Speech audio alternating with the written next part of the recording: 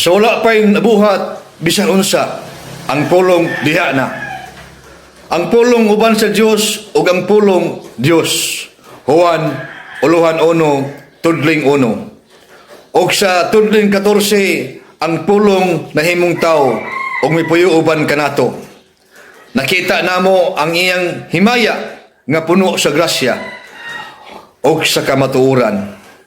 Kini ang himaya nga iyang nadawat ingon nga bugtong anak sa amahan.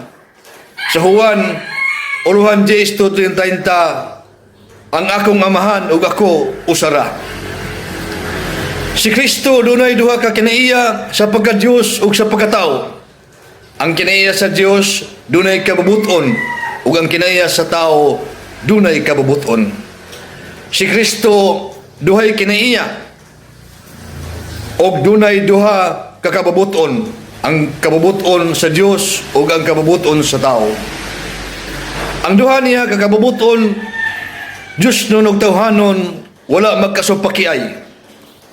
Mao nga si Kristo nagsulob og kinaiya sa tao apan wala muundang ang pagka-Dios, siya tinuod nga Dios ug tinuod nga tao.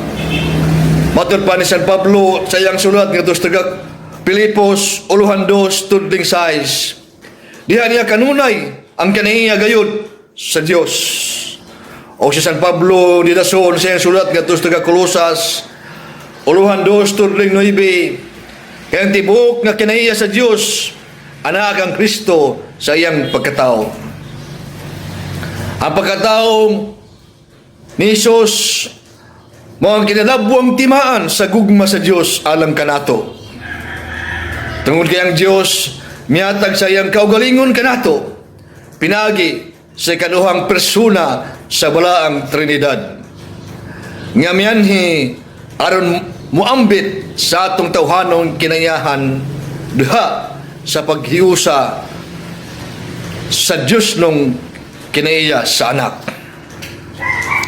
Si San Juan Crisostom mo ang arsobispo sa Constantinople niadtong tuig 398 Anno Domini nga karon nga una ang Istanbul, Turkey.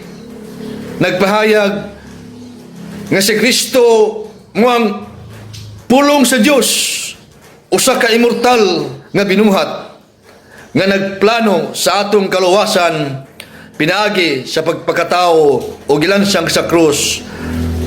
Nagpasiyugda sa iyang dili mausab nga balaang kinaiya nga nagbato